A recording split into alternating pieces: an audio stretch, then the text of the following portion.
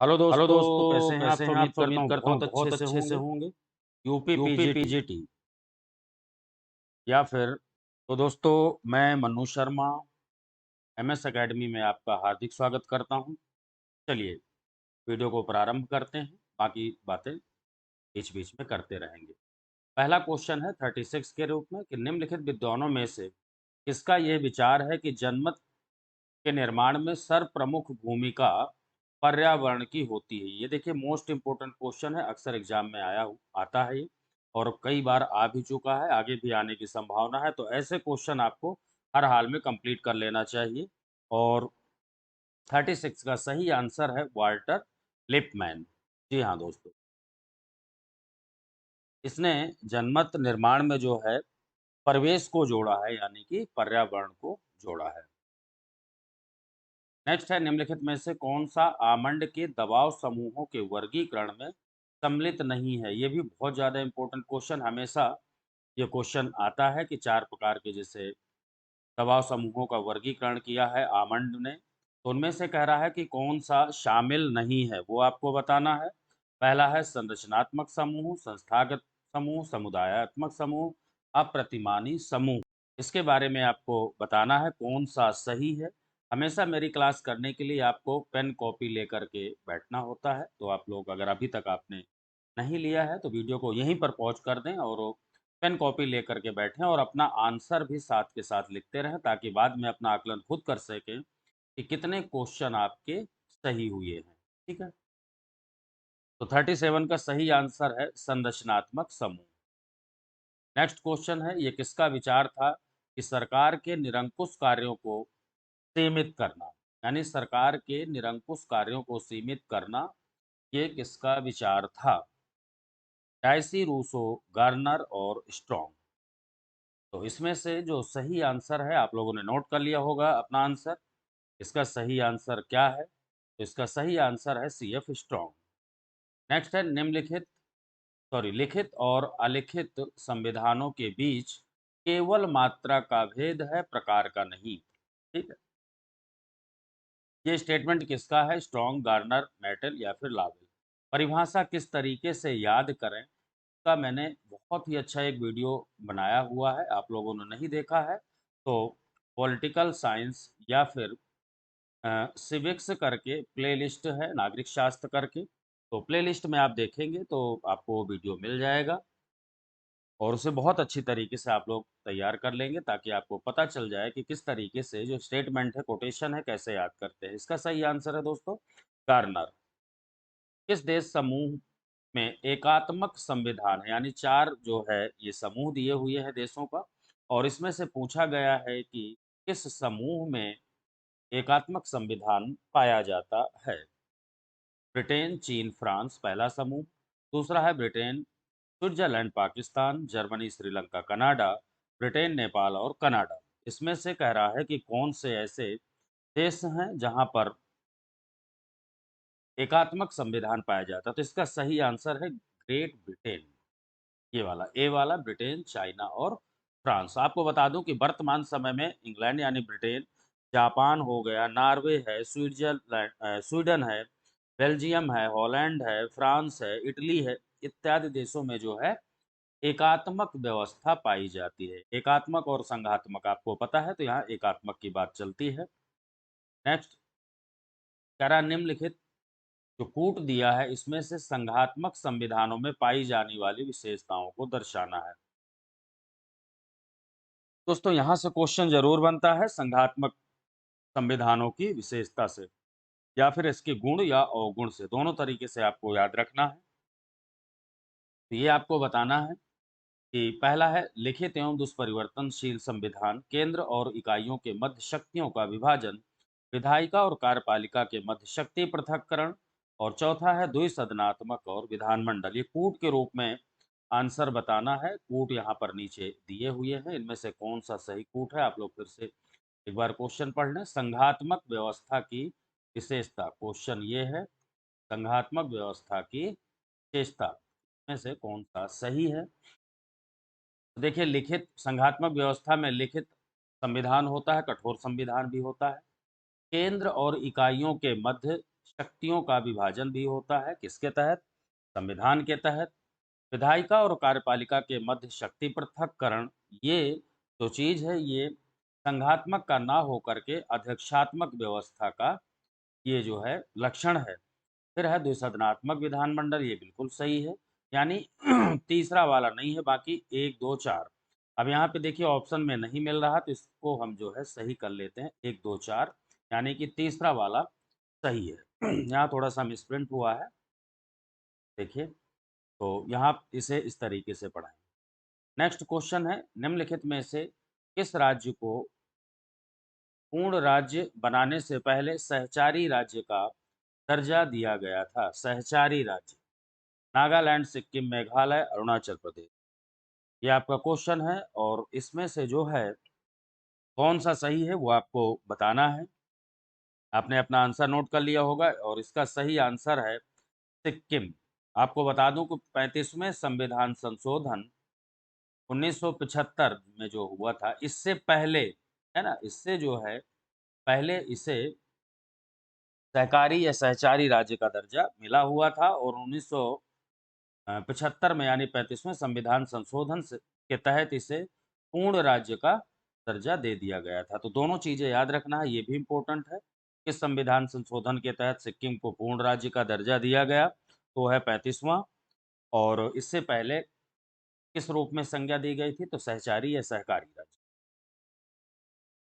फिर है अध्यक्षात्मक शासन जिन सिद्धांतों से परिचालित होता है, यानी अध्यक्षात्मक शासन की विशेषताओं का उल्लेख करना है, ये भी कूट के रूप में है। हमेशा क्वेश्चन आता है। ऐसे क्वेश्चन रिपीट ज़रूर होते हैं। वीडियो को लास्ट तक देखेंगे तभी चीज़ें समझ में आती हैं और अभी तक आपने वीडियो को लाइक नहीं किया है तो प्लीज़ वीडियो को लाइक ज़रूर कर दिया करें। अच्छा लगे तो शेयर भी कर सकते हैं आप। और चैनल में नए हैं तो चैनल को सब्सक्राइब करके बेल आइकन को प्रेस कर लें, क्योंकि इसी तरीके की वीडियो मैं लाता रहता हूँ। शक्ति पृथक्करण, राज्याध्यक्ष वास्तविक कार्यपालिका शक्तियों का प्रयोग करता है, राष्ट्रपति व्यवस्थापिका के प्रति उत्तरदायी नहीं होता, राष्ट्रपति व्यवस्थापिका के प्रति उत्तरदायी होता है। ये 4 ऑप्शन आपने देख लिए। अब इसके बाद में कूट देख लेते हैं, यहाँ पे कूट दिए हुए हैं, इनमें से कौन से सही हैं। तो शक्ति पृथक्करण अभी हमने पढ़ा है अध्यक्षात्मक वाले में, है ना? अध्यक्षात्मक शासन की बात चल रही है, तो शक्ति पृथक्करण तो होता ही होता है। और इसके अलावा जो राज्याध्यक्ष यानी राष्ट्रपति होता है, वो वास्तविक कार्यपालिका का प्रयोग करता है, बिल्कुल सही बात है। और इसके अतिरिक्त जो है, राष्ट्रपति व्यवस्थापिका के प्रति उत्तरदायी नहीं होता, ये भी सही है। यहाँ दिया है राष्ट्रपति व्यवस्थापिका के प्रति उत्तरदायी होता है, ये जो है किस व्यवस्था में होता है? ये होता है आपका संसदात्मक व्यवस्था में, याद रखें। तो इसका सही आंसर 1, 2, 3 हो जाएगा। नेक्स्ट है अध्यक्षात्मक शासन प्रणाली का मुख्य गुण। अध्यक्षात्मक शासन प्रणाली का मुख्य गुण क्या है? यह युद्ध और शांतिकाल दोनों में कुशल है, यह दल बदल के दोष से मुक्त है, यह मितव्ययी है, या फिर यह कार्यपालिका की स्थिरता को सुनिश्चित करता है। इसका सही आंसर आपने नोट कर लिया होगा और सही आंसर है इसका डी, कार्यपालिका की स्थिरता को सुनिश्चित करता है, यानी स्थिर सरकार बनती है मोस्टली अध्यक्षात्मक सरकार शासन प्रणाली के अंतर्गत। फिर है निम्नलिखित में से किसके बारे में कहा जाता है कि वे राजनीति में उग्रवादी पर सामाजिक क्षेत्र में अनुदारवादी थे? किसके बारे में कहा गया है? राजनीति में उग्रवाद और सामाजिक क्षेत्र में अनुदारवाद। गोखले, तिलक, मदन मोहन मालवीय या गांधी। ये 4 ऑप्शन दिए हैं, इनमें से कौन-सा सही है वो आपको बताना है। 45 और इसका सही आंसर है तिलक, बाल गंगाधर तिलक। नेक्स्ट है भारत में द्विसदनात्मक व्यवस्थापिका को किस अधिनियम द्वारा प्रारंभ किया गया था? बहुत ही इंपॉर्टेंट क्वेश्चन है ये। द्विसदनात्मक यानी दो, पहली बार जो है 2 सदन बनाए गए थे, जैसे लोकसभा, राज्यसभा, ये 2 सदन है। तो ये पहली बार 2 सदनीय व्यवस्था का जो प्रावधान किया गया था वो कब किया गया था? 1909, 19, 35, 47। तो इसका सही आंसर है वो है 1919। 1919 के अधिनियम के तहत भारत में द्विसदनीय व्यवस्था को प्रारंभ किया गया था। नेक्स्ट क्वेश्चन है भारतीय संघ स्थापित करने का प्रस्ताव लाया गया था। भारतीय संघ की स्थापना किसके तहत की गई थी? भारत शासन अधिनियम 1935 द्वारा, अगस्त प्रस्ताव 1940 द्वारा, भारत शासन अधिनियम 1919 द्वारा या कैबिनेट मिशन 1946 द्वारा। तो इसका जो सही आंसर है वो है आपका ए, यानी भारत सरकार अधिनियम या भारत शासन अधिनियम 1935। नेक्स्ट क्वेश्चन है कि भारत सरकार अधिनियम 1935 के अंतर्गत, भारत सरकार, ठीक से क्वेश्चन देख लें आप लोग, भारत सरकार अधिनियम 1935 के अंतर्गत क्या-क्या चीज़ें शामिल थी, वो आपको बताना है। क्वेश्चन को थोड़ा-सा ऊपर करता हूँ। पहला है अवशिष्ट शक्तियाँ संघीय सरकार में निहित की गई थी। अवशिष्ट शक्तियाँ का मतलब होता है दोस्तों बची हुई शक्तियाँ, शेष। जैसे मान लीजिए वर्तमान में 7वीं अनुसूची में 3 सूचियों का प्रावधान किया गया है। कौन-कौन सी?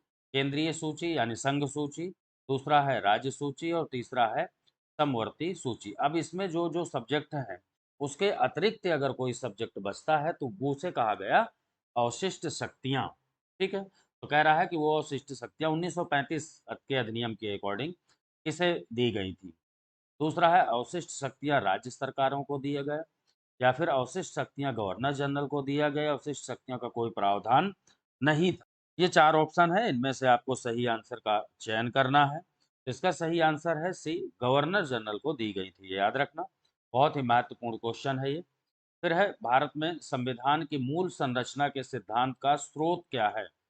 संविधान की मूल संरचना का स्रोत भारत का संविधान, या फिर न्यायिक व्याख्या, या संसदीय कानून, या फिर न्यायविदों के मत। 49 के अकॉर्डिंग जो है आपको सही आंसर बताना है। तो इसका मूल संरचना सिद्धांत का सही आंसर है बी, इसका ये सही आंसर है। और किस आधार पे? ये केशवानंद भारती बनाम केरल राज्य 1973 73, ये वाद आपने पढ़ा होगा। उसी में जो है मूलभूत संरचना की बात की गई थी, और ये क्वेश्चन को थोड़ा-सा घुमा करके वही पूछ रहा है। नेक्स्ट है भारतीय संविधान स्पष्ट रूप से प्रेस की स्वतंत्रता की व्यवस्था नहीं करता, परंतु ये स्वतंत्रता किसमें निहित है? ये तो भाई सभी को पता है। 19 फर्स्ट के ए में, यानी 19 फर्स्ट आ में ये दिया गया है। फिर है भारत का राष्ट्रपति चुने जाने वाले प्रथम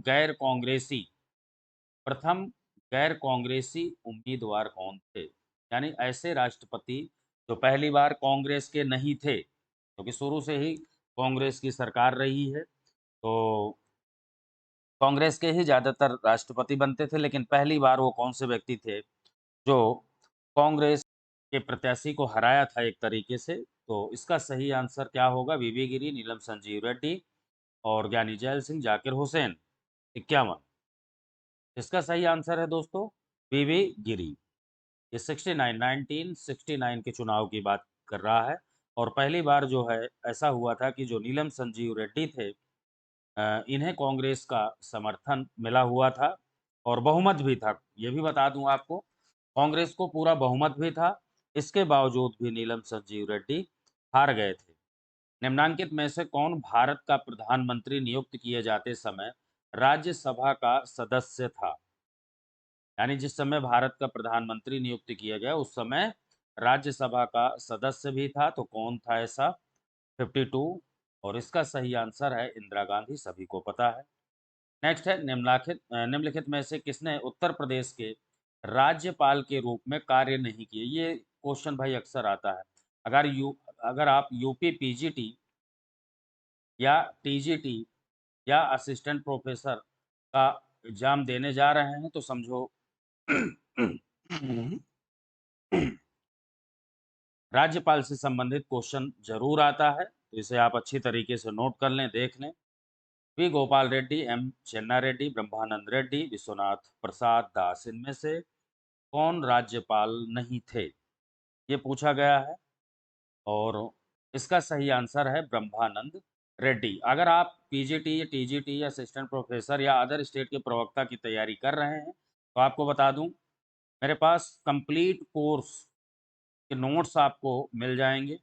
कंप्लीट कोर्स पॉलिटी के, यानी पॉलिटिकल साइंस या सिविक्स के कंप्लीट नोट्स। इससे पहले जो पीजीटी का पेपर हुआ था 2021 में, टोटल क्वेश्चन मेरे ने नोट्स से लगे थे। इसका मैंने विद प्रूफ एक वीडियो भी अपलोड किया है, अगर आपने नहीं देखा है तो उसे आप देख सकते हैं।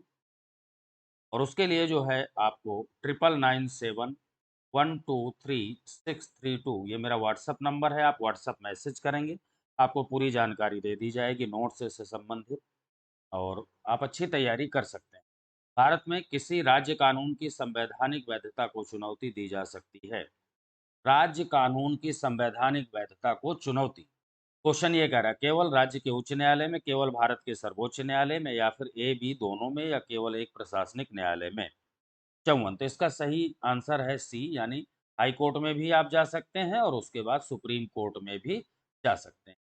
भारतीय संविधान के निम्न संशोधनों में से किसने ग्राम पंचायतों में महिला आरक्षण का प्रावधान किया गया था? सीधा सीधा इसमें कह रहा है कि पंचायती राज व्यवस्था को कब लागू किया गया, और सभी को पता है 73वें संविधान संशोधन। संयुक्त राज्य अमेरिका का राष्ट्रपति ब्रिटिश राजा से अधिक भी है और कम भी। वह ब्रिटिश प्रधानमंत्री से भी अधिक है और कम भी, दोनों तरीके से। ये टिप्पणी जो है किसने की थी, और बहुत ही ज़्यादा इंपॉर्टेंट स्टेटमेंट है, यानी किसका स्टेटमेंट है, पहले आप क्वेश्चन पढ़ लें, उसके बाद अगर आपको आंसर नहीं दिख रहा तो मैं थोड़ा सा स्क्रॉल कर रहा हूँ ऊपर की तरफ, आपको पूरे आंसर दिख जाएंगे। 56, क्वेश्चन नंबर 56 का सही आंसर देना है। किसने कहा ऐसा? फाइनर और ग्लॉस्की लावेल। इसका जो सही आंसर है वो है सी, लॉस्की ने ऐसा कहा है। निम्नलिखित में से बजट का सही अर्थ कौन सा है? बजट के बारे में पूछा गया है। बजट से संबंधित क्वेश्चन भी अक्सर आता है, याद रखें। धन विधेयक, व्यय का ब्यौरा, अनुमन्य व्यय और राजस्व रोपण के साधन और तरीके, देश की अर्थनीति का विवरण। तो इसका कह रहा है कि बजट का सही अर्थ कौन सा है, तो इसका सही आंसर सी होगा। आय और व्यय का जिसमें विवरण होता है वही हमारा बजट कहलाता है। नेक्स्ट, सभी राजनीतिक सिद्धांत राज्य को एक बुराई मानते हैं, परंतु इनमें से एक अपवाद है। यानी कौन सा ऐसा सिद्धांत है जो राज्य को एक अच्छाई के रूप में मानता है? उदारवाद, अराजकतावाद, आदर्शवाद यानी प्रत्ययवाद, या मार्क्सवाद। 58 बहुत ही इंपॉर्टेंट क्वेश्चन है, बड़ा इजी सा भी है, सभी को ये पता होता है क्वेश्चन। और सही आंसर है सी, आदर्शवाद। खास तौर से आप ये चीज याद रखें कि अब जो एग्जाम हो रहे हैं, पेपर आ रहा है, वहां पर आदर्शवाद नहीं देता, याद रखेंगे आप लोग, क्या देता है उसकी जगह? प्रत्ययवाद। ठीक है, तो प्रत्ययवाद ही आदर्शवाद है, दोनों एक ही नाम है एक तरीके से। तो हम लोग प्रत्ययवाद को भी ध्यान में रखेंगे कि प्रत्ययवाद का मतलब आदर्शवाद। नौकरशाही संसदात्मक प्रजातंत्र का मूल्य है, बहुत इंपॉर्टेंट क्वेश्चन है। लॉस्की, रैमजे मोर, हर्बर्ट मॉरिसन और लॉर्ड मॉर्ले। 59 और इसका सही आंसर हर्बर्ट मॉरिसन। कई बार रिपीट हुआ है क्वेश्चन, कई बार आप देख सकते हैं इसके बारे में। ये किसका मत है कि अभिजन की बहुलता से शासन समझौते का व्यवसाय बन जाता है? अभिजन की बहुलता से शासन समझौते का व्यवसाय बन जाता है। लॉस्की, रेमंडेरा, मोस्का या पार्सन्स। 60 इसका सही आंसर है रेमंडेरा। निम्नलिखित में से कौन सही नहीं है? कौन सा सही नहीं है? अल्पतंत्र का लौ सिद्धांत किसका है? Robert Mitchell. शक्ति अभियान, पेरेटो। शासक वर्ग मोस्का, वर्गहीन समाज मार्क्स। इनमें से कौन सा सिद्धांत सही नहीं है, वो आपको बताना है। इसका सही आंसर है दोस्तों बी, शक्ति अभिजन पेरेटो दिया है। जबकि शक्ति अभिजन किससे संबंधित है? सी राइट मिल्स से, है ना? आप लोगों ने पढ़ा होगा सी राइट मिल्स। और ये सारे क्वेश्चन मेरे नोट्स में आपको मिल जाएंगे, टोटल क्वेश्चन जो मैं यहाँ पढ़ा रहा हूँ, जो आए हुए क्वेश्चन है, या फिर जो पेपर में हमेशा क्वेश्चन आते हैं। 3 विचारधाराओं कौन कौन सी? यथार्थवाद, तर्कबुद्धिवाद तथा क्रांतिवाद के संयोजन के रूप में अंतरराष्ट्रीय समाज सिद्धांत का प्रवर्तन किसने किया? Martin white, Kenneth waltz, Headley वुल, रेमंड एरो। इनमें से कौन सा सही है वो आपको बताना है। इसका सही आंसर है मार्टिन वाइट। निम्नलिखित में से कौन से सिद्धांत मार्गन थाउ द्वारा प्रतिपादित यथार्थवादी सिद्धांत के अंतर्गत आते हैं? मार्गन थाउ का यथार्थवादी सिद्धांत, अक्सर क्वेश्चन पूछा जाता है यथार्थवाद से कौन जुड़ा है, तो यही क्वेश्चन अपने आप में इंपॉर्टेंट हो जाता है। मार्गन थाउ अब कह रहा है इसके अंतर्गत क्या क्या चीजें आती हैं, फिर कूट के रूप में हम आगे देखेंगे। ये आप लोग पहले याद रखें, मार्गन थाउ के यथार्थवादी सिद्धांत के अंतर्गत क्या क्या चीजें आती हैं। पहला, स्थायी और अपरिवर्तनीय मानव प्रकृति की मूल में राजनीति होती है। मानव अस्तित्व में स्वहित आधारभूत तत्व है। बल प्रयोग केवल विदेश नीति का अंग है। राष्ट्रीय हित को शक्ति के रूप में परिभाषित किया जाता है। ये 4 ऑप्शन है और इधर जो है ऑप्शन दिए हुए हैं 63, और इसका जो सही आंसर है वो है बी 1, 2, 4। फिर से देखते हैं हम 1, 2 और 4, ये जो है सही आंसर है। तो कॉन्सेप्ट्स ऑफ लिबर्टी नामक पुस्तक के लेखक कौन है? मिल, आइजाबर्लिन, लॉस्की, मैकफरसन। 64, स्वतंत्रता की दो संकल्पनाएं, ये है इसका मतलब, स्वतंत्रता की दो संकल्पनाएं पुस्तक किसकी है? तो इसका सही आंसर है दोस्तों वो है आइजाबर्लिन। और बहुत इंपॉर्टेंट क्वेश्चन है, अलिखित संविधान उसे कहा जाता है जो पूर्णतः लिखित हो, अंशतः लिखित हो, परंपराओं पर निर्भर हो, इतिहास की देन हो। इसका सही आंसर क्या होगा? अलिखित संविधान का अंशतः लिखित हो, यानी थोड़ी बहुत लिखित में हो, बाकी अधिकांश अलिखित हो। ये हुआ इसका मतलब, है ना? इस तरीके के क्वेश्चन अक्सर रिपीट होते हैं, आप लोग देख लें। और आगे पेपर जो होने वाले हैं उनमें भी आने की प्रबल संभावना है। आप लोग ऐसे क्वेश्चन अच्छी तरीके से तैयार कर लें। और कंप्लीट नोट्स अगर चाहिए तो मैंने बताया कि 9997123632, ये मेरा व्हाट्सअप नंबर है। आप व्हाट्सअप मैसेज करेंगे, आपको पूरी जानकारी दे दी जाएगी। और बहुत ही कम समय में, यानी ये मान के चलो कि 2 महीने में आप जो है पूरी पॉलिटी को आप कंप्लीट कर सकते हैं।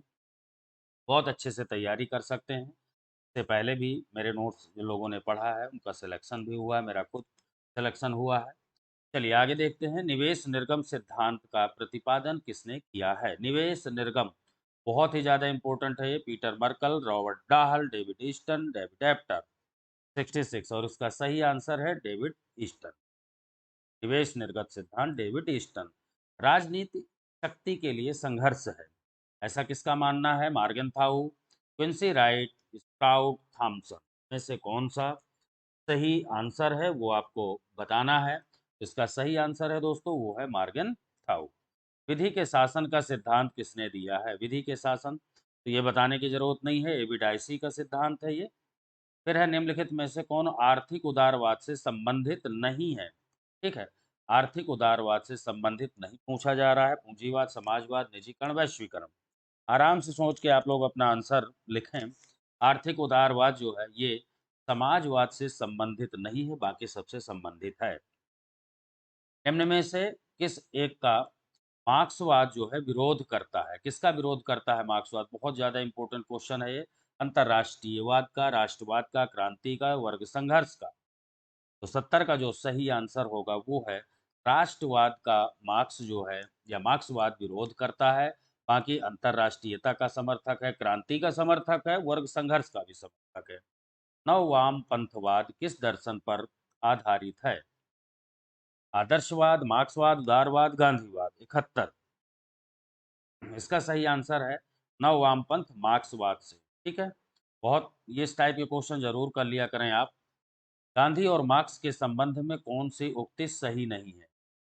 यानी गांधी जी और मार्क्स के बीच में किन चीजों को लेकर के समानता नहीं है, वो आपको बताना है। दोनों राज्य विहीन समाज का समर्थन करते हैं, दोनों वर्ग विहीन समाज का समर्थन करते हैं, दोनों वर्ग संघर्ष का समर्थन करते हैं, दोनों शोषण के अंत का समर्थन करते हैं। ये बताना है आपको। इससे क्लियर पता चल रहा है कि गांधी जी कभी भी वर्ग संघर्ष की बात नहीं करते, है ना? तो ये यहाँ पर जो है मार्क्स और गांधी दोनों दोनों के विचारधाराओं में अंतर है, बाकी सभी चीज़ों में सेम है। और ये क्वेश्चन अक्सर पूछा गया है और आगे आने की भी संभावना है। अलगाववाद का सिद्धांत में से किसका भाग है? अलगाववाद मार्क्सवाद से जुड़ा है या समाजवाद, गांधीवाद या उदारवाद से? 73, तो इसका सही आंसर है अलगाववाद का सिद्धांत जो है वो मार्क्सवाद से जुड़ा हुआ है। फिर है, मार्क्स के अनुसार ऐतिहासिक परिवर्तन होते हैं, संयोगवश होते हैं या व्यक्तियों की इच्छा से, द्वंद्वात्मकता के नियमों से या विकास के नियमों से? ये आपको बताना है। तो इतिहास में परिवर्तन की बात कर रहा है मार्क्स, किस आधार पर इतिहास में परिवर्तन होता है? तो इसका सही आंसर है द्वंद्वात्मकता के नियमों से। निम्नलिखित में से कौन बहुलवादी विचारक नहीं है? बहुलवादी नहीं है, केयर के, मेटलैंड, अर्नेस्ट बार्कर या जर्मी बेंथम। इसमें से कौन-सा सही है? बड़ा ईज़ी सा क्वेश्चन है, आप लोग आंसर लिख चुके होंगे और इसका सही आंसर है बेंथम। संप्रभुता की परिभाषा किसने दिया है? नागरिकों और प्रजाजनों के ऊपर राज्य की वह सर्वोच्च शक्ति जो अपने जिसे कानून द्वारा बाधित या सीमित नहीं किया जा सकता। हमेशा पूछा जाने वाला ये क्वेश्चन है और इसका सही आंसर है ऑस्टिन हॉब्स ग्रोसियस गोंदा में से आपको देना है और सही आंसर इसका गोंदा। निम्नलिखित में से कौन सुमेलित नहीं है? ये आपको बताना है। कौन-सा सुमेलित नहीं है? लोकप्रिय संप्रभुता किससे संबंधित है? तो यहाँ पर बताया गया है रूसो, राजनीतिक संप्रभुता से संबंधित लॉक, विधिक संप्रभुता ऑस्टिन, बाह्य संप्रभुता बेंथम। ये 4 दिए हुए हैं सिद्धांत और आगे समर्थक या प्रतिपादक दिए हुए हैं। कह रहा है कौन-सा सुमेलित नहीं है? तो 77 का जो सही आंसर है, वो है उसका सही आंसर है डी बाह्य संप्रभुता। सीमित एवं उत्तरदायी सरकार का सिद्धांत किसने दिया? हॉब्स, लॉक, रूसो, प्लेटो। 78 इसका सही आंसर क्या होगा? तो इसका सही आंसर है लॉक, याद रखना। सीमित और उत्तरदायी सरकार की बात करता है लॉक। इनमें से कौन सा चिंतक प्रजातंत्र का समर्थक नहीं है? यानी लोकतंत्र का समर्थक नहीं है, वो आपको बताना है। Plato, Locke, Rousseau, T H Green. 79 तो इसका सही आंसर है दोस्तों, वो है प्लेटो। प्रजातंत्र के बाजार या प्रतिस्पर्धात्मक सिद्धांत की वकालत किसने किया है? बाजार या प्रतिस्पर्धात्मक सिद्धांत की वकालत मैक्स वेबर, मॉस्को, पैरेटो और मिचेल्स, है ना? पैरेटो, मॉस्का, मिचेल्स, वेबर और इसका सही आंसर है मैक्स वेबर। इनमें से किस देश में दबाव समूह कम प्रभावी हैं? भारत, चीन, यूके, अमेरिका, यूएसए। यानी कौन से देश में दबाव समूह का ज़्यादा दबदबा नहीं है, वो आपको बताना है। क्वेश्चन नंबर 81 और इसका सही आंसर है बी, यानी कि चाइना। चाइना एक एकात्मक राज्य है, तो इसका सही आंसर बी होगा। सभी को पता है कि पीजीटी, यूपी पीजीटी और टीजीटी का एग्ज़ाम बड़ा नज़दीक है एक तरीके से और कम समय में बहुत अच्छी तैयारी अब आपको करना है, तो उस चीज़ के लिए आप लोग तैयार रहें। बीच-बीच में मैं भी इसी तरीके से मोस्ट इम्पोर्टेंट क्वेश्चन लाता रहता हूँ। तो आप लोग चैनल्स में अगर नए हैं तो चैनल से जुड़ जाएँ, साथ ही साथ अगर कंप्लीट नोट्स की आवश्यकता है, आपको लगता है कि भई मुझे हर हाल में सिलेक्शन चाहिए, तो उसके लिए आप जो है संपर्क कर सकते हैं। न्याय पंचायत से अपेक्षा की जाती है कि वे न्याय पंचायत से अपेक्षा की जाती है कि वे ग्रामों में अपराधों का निपटारा करेंगे, न्याय के क्षेत्र में ग्रामों को आत्मनिर्भर बनाएँगे, समझाकर विवादों का निपटारा करेंगे या छोटे दीवानी मुकदमों एवं अपराधों की सुनवाई करेंगे। क्वेश्चन नंबर 82 अपेक्षा की जाती है ना? तो ये बड़ा इम्पोर्टेंट क्वेश्चन है, थोड़ा-सा हट के है और इसका 82 का जो सही आंसर है वो है डी, छोटे दीवानी मुकदमे या अपराधों की सुनवाई करेंगे। तो दोस्तों वीडियो कैसा लगा ज़रूर बताएँ और अभी तक वीडियो को लाइक नहीं किया है तो प्लीज़ वीडियो को लाइक ज़रूर कर दें और वीडियो को शेयर भी कर दें। चैनल में नए हैं तो सब्सक्राइब करके बेल आइकन को प्रेस कर लें जिससे आने वाले सभी नोटिफ़िकेशन मिलते रहें क्योंकि मैं इसी तरीके से वीडियो लाता रहता हूँ। मिलते हैं नेक्स्ट टॉपिक के साथ, तब तक के लिए